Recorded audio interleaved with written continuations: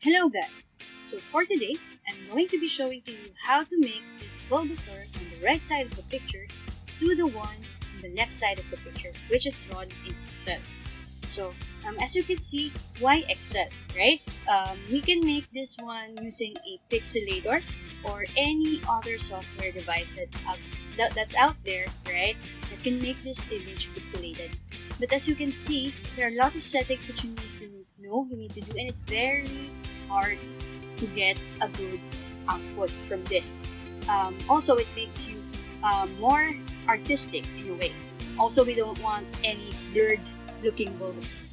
It's not as if it's okay. It's not good. Anyway, so I'm going to be showing to you how to make a pixel art Bulbasaur in Excel. So the first thing you need to do would be to make your cells look like squares. So what I'm doing here is I'm adjusting it to make them equal in terms of the length for the height and in terms of its length and width, so they look more like squares.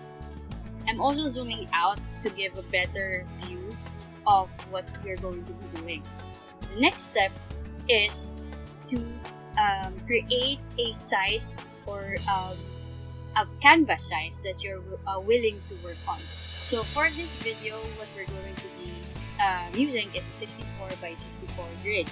So I'm marking the columns and the rows right now with 64 by 64. So I'm guided I'm guided with the size of the Bulbasaur that I'm going to make. So that's what you're seeing here in the screen. Okay, next one is to load the image in Excel that you wish to use as reference. So at least you know what you're actually drawing or creating in Excel. So with that, I'm going to be adding it as a picture, and I will be putting it in the right side of the Excel sheet to use as reference. So I'm just going to adjust the size to make it easier for us to look at. And there you go. So that's Bulbasaur, number 1 in our Pokédex. Okay, the next step would be to determine your starting point, where you're going to be drawing. So you have here your high point, your highest point. You have here your bottom point, so that's your lowest point in the drawing. You also have the right and the left side, which is your extreme point. So you can start there as a guide. It makes it easier for you to gauge the size of the art that you're going to be doing. For this one, I chose the top part. I believe that's the easiest part to draw here. So after you've done that, there are now 4 basic steps that we will be following. So that would be the outline, the coloring, the details, and some fine-tuning and adjustments. So here, what we're going to be doing first is the outline. So I did make a mark there, that's a black line. And I'm slowly gonna be drawing the bulb right there from the top all the way down to his head. So as you can see, one of the techniques that you can use in Excel is to know when or how you're going to be curving.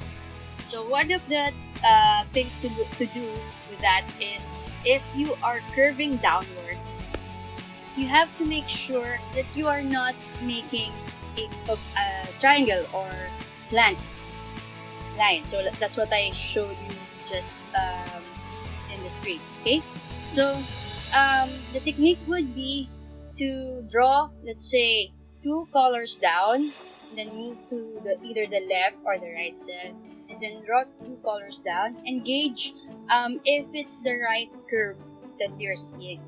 If not, you can always add another cell, let's say that's 3 colors down, then move to your left, as what you can see here. And then as it curves, like the bulb of Bulbasaur here, you can see that it gets a bit more flattened. The flattened part, you can add more horizontal lines. So here, you can add, let's say, 3 cells to the left, and that would be more flattened. If that doesn't seem to be more flattened before going down 1 cell, you can do 4 or 5 or anything like that. So as you can see here in the screen, I already did the basic curve. So it looks more like the shape of that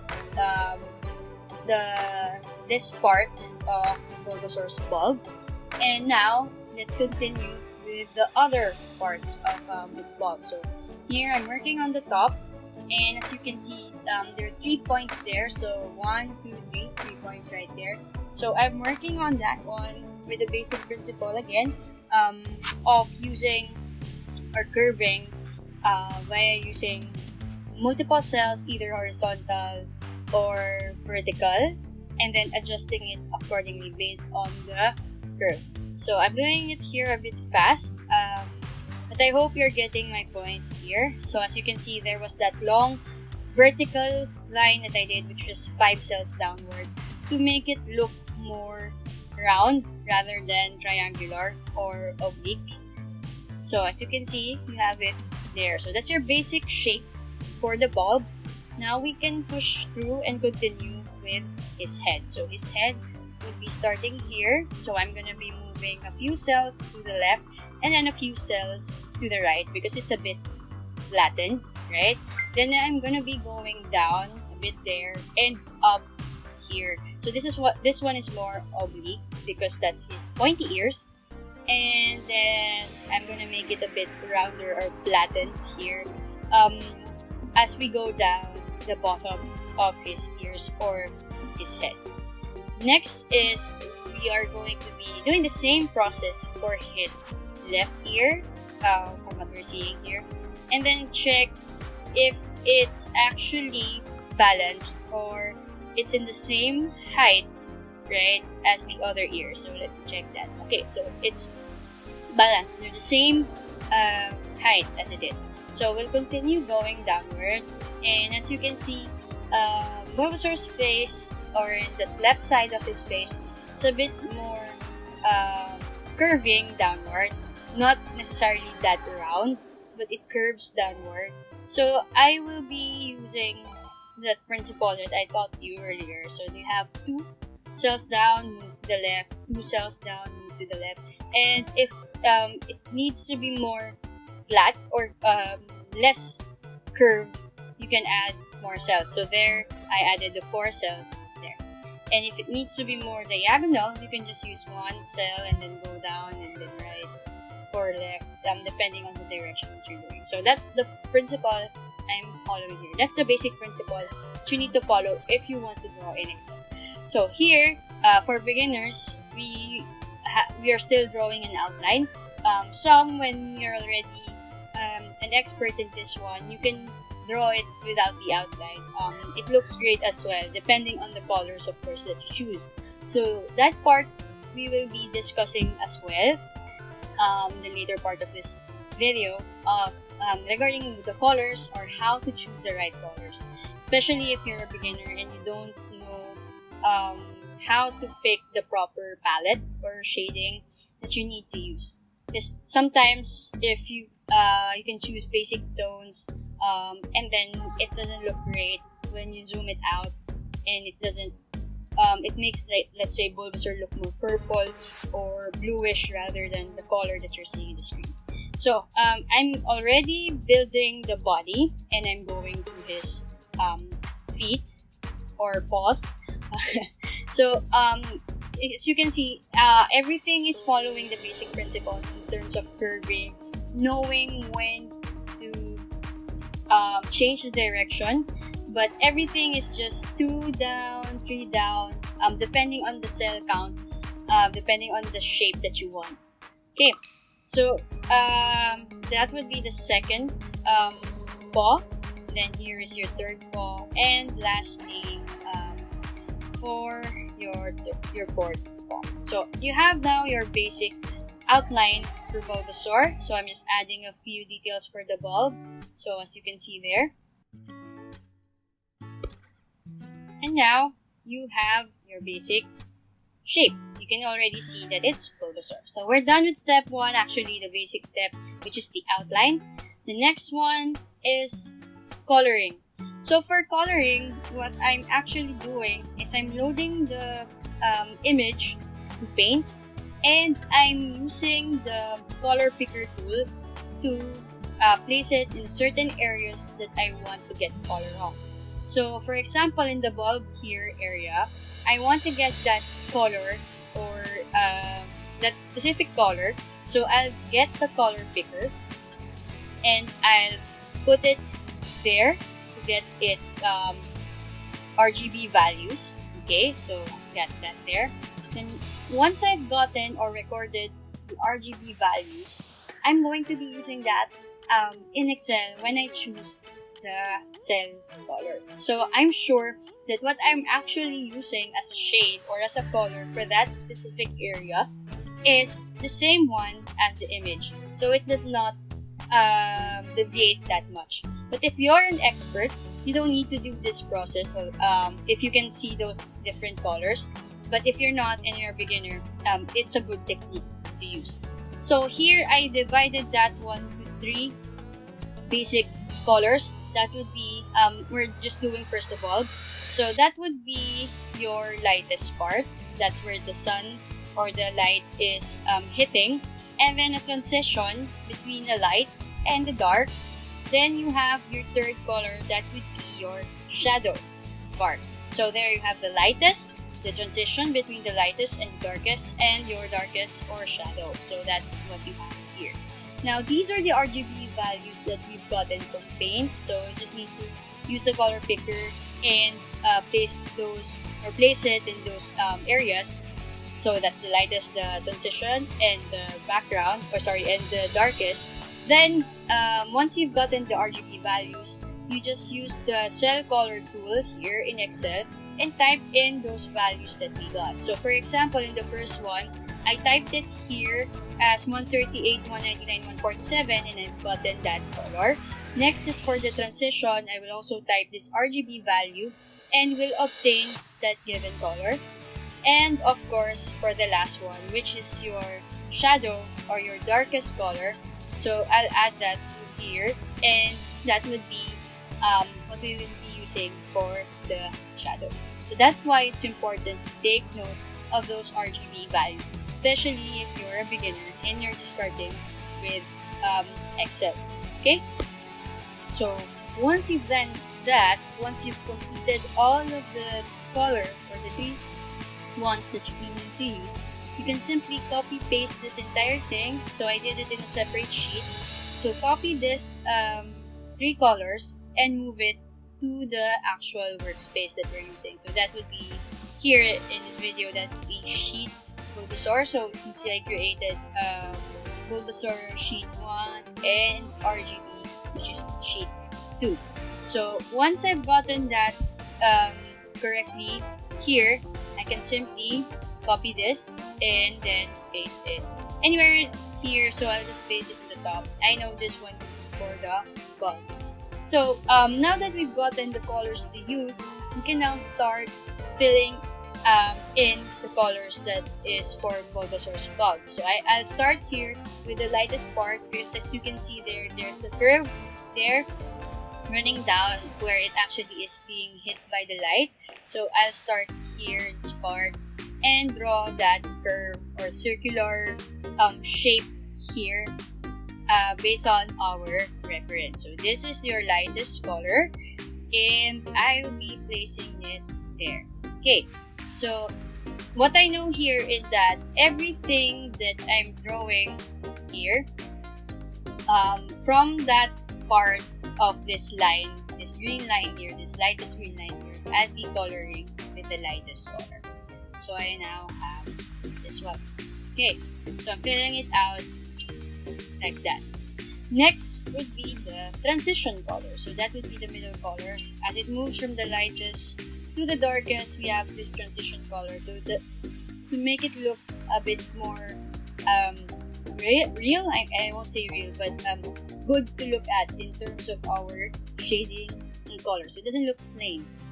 Okay, and it doesn't look like there's a sudden change in color. It doesn't look that good if that's what we're going to do. So we need this transition part. So there, I filled it out, and then the last one would be for the shadows. So there is your darkest part or the shadow part of the bulb. So there, you got it colored, and then when I zoom out, you can see, based on the reference, it looks quite similar. So what's good about here is if you feel like it doesn't look exactly the same, that's okay because we're doing a pixelated version.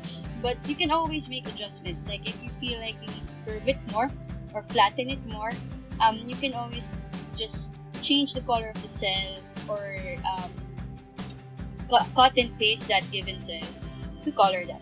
So now the next thing is for the spots. So again, the three basic principle in terms of coloring would be the lightest, the transition, and the darkest, and which case we will also follow for the spots. So for the spots, what I'm doing now is I'm coloring it with the darkest shade first as a guide on its shape. So I'm drawing the top or the spots in his head or his face as of now with the darkest color that I have in that three color palette for his spot. So yeah, I'll leave it to you to watch first how we draw that the spots, and then I'll get back to you when we'll be using the colors.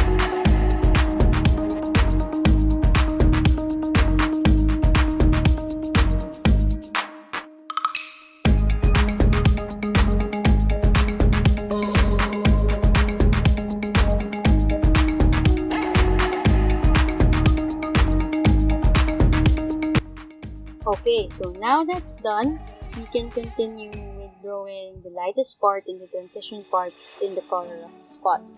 So this will just add more detail to it and make it look better, same as the images.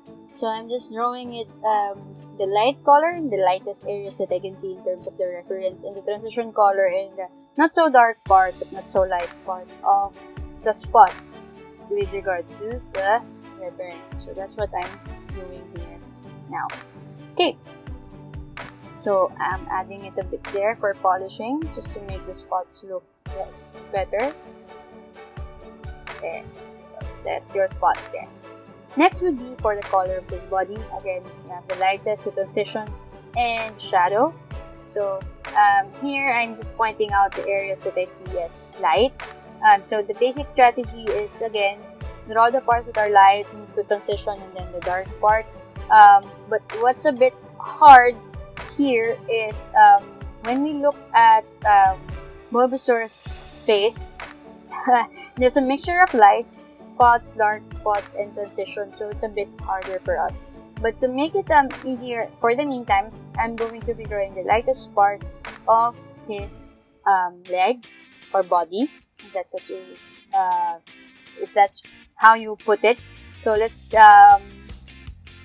finish that one first, and then I'll let you watch. Then I'll start once we get. I'll get back to you once we make the face stage.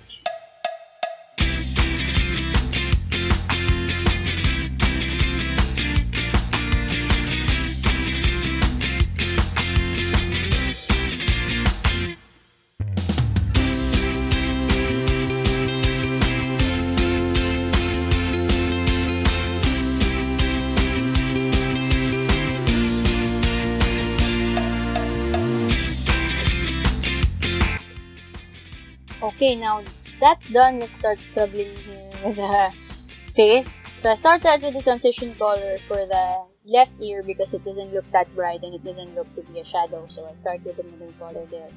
Then I'm trying to gauge which one to use as an outline, if it's the lightest or the transition, but I'm choosing the lightest part here to show the area on the top of his head that's being hit by light based on the reference image. So as you can see there, I started to draw a curve, and I will move this one all the way up to the top of his head and color it accordingly. So this would serve as the lightest part. And then here, I'll draw as well an outline in his right ear to show the area that's lightest, or the transition. If you look closely at the image of Bulbasaur, you can see there an area that's being that looks like the lightest, that has a transition, and then moves to the darkest part. And again, since I'm struggling with this part, I would just draw an outline or a guide for Bulbasaur's eyes. Although this is not permanent, like this will just serve as a guide. We can always adjust this later on if this doesn't look good. But drawing this part makes it easier for us to know when to stop coloring, where to start coloring, or which colors to use based on the 3 palettes that we are actually using for his body and face. So there's your basic shape or guide outline for his eyes. Then maybe I'll just fill out the side of his face with the transition with the transition color. And then so I'm struggling here as well. So let's draw his mouth first. So that will be serving as our guide. So I'll use a black marker or black cell color for his mouth, as it does not look that much helpful if I'm using a transition color to draw his mouth. I don't think it will also look good if that would be the case.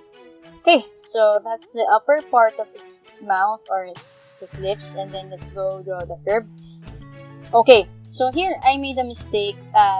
If I continue drawing this down, he won't have a chin. So let's move this one up a bit. And this is the good thing about drawing in Excel as well. You can make adjustments like this one by cutting and pasting a selected area in case you make a mistake. So you don't have to redo it all over. And so since there I made an adjustment, you can see the point where he won't be having a chin, but now he does because I moved his upper lip a bit upward.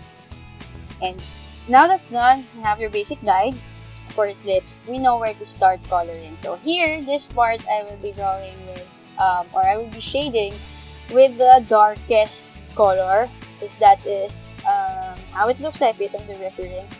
And in the upper lip, I'll also be shading it with the darkest one to give more emphasis to the transition from his upper head to his lower part, to the lower part of his head or to his mouth. Then moving it all the way up to his right ear as the shadow you can see there in the image. So fill this one out like that. And all else that I left with white, not sure if what I'm going to be using is a transition color or a lighter color, but definitely not a shadow. So to make it easier, I'm drawing transition color, or I'm outlining the spots with the transition color to make it look nicer. And it will also serve as a guide if maybe I will be continuing to use the transition color or the lighter color. So and just to get this over with, I will fill out safe areas with the transition color, and I will just adjust accordingly based on what we get as an output here. So let me continue filling this one out with the transition color. So the rest of his face probably will be a transition one. Then this upper part would be towards his right ear would be a light color. So that's how I'm gonna be drawing it, I believe. So I do apologize if it's a bit messy in terms of how I'm explaining it and how I'm coloring it, because I'm also struggling right now which colors to put and where to put it.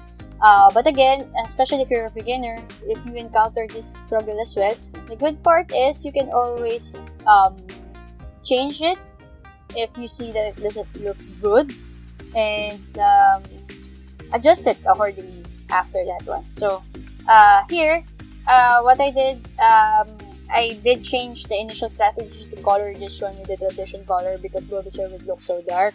I did color the rest of his face, the center of his face, as lightest. Then here, which I should have done first before the face, but I wanted to get this over with. For the body, I'm just outlining the areas that I've already shaded with the lightest color with the transition color. So as you can see, I'm outlining it to serve as a transition from the color, which is the lightest, to the darkest. Then now, I'm filling out the rest with the dark color. So in the process of filling this out, it seems as if it does not look the same as the color of Bulbasaur, but once gets done, once it's finished, you'll be able to see that it's actually the right palette, or somewhat close, if not accurate, the right palette. Because that's a good thing about using the RGB values, is we're actually getting that from the image, right? So instead of having to estimate or to gauge based on what you're seeing, the color to use, this is actually the not, I won't say accurate, because you might be hitting a wrong spot there for its transition color, shadow color, etc. But at least it's a bit more precise, right? Color. So now let's go to his eyes and mouth for the details of Bulbasaur. So I did the 3 colors there: red for his eyes, a bit purple for the top part of his inner mouth or tongue, that's a shadow part, and the lightest part would be for the tip of his tongue. So here I'm drawing the eyes for the left eye, and then I'll draw the right eye here. So as you can see, I went beyond the outline and colored it out with the red, which is what I was saying, that even if I put that shape there, it does not mean that it's permanent and I won't be able to adjust it. So I did adjust it accordingly based on how it will look like, or it will be shaped like. So there you have already Bulbasaur's eyes.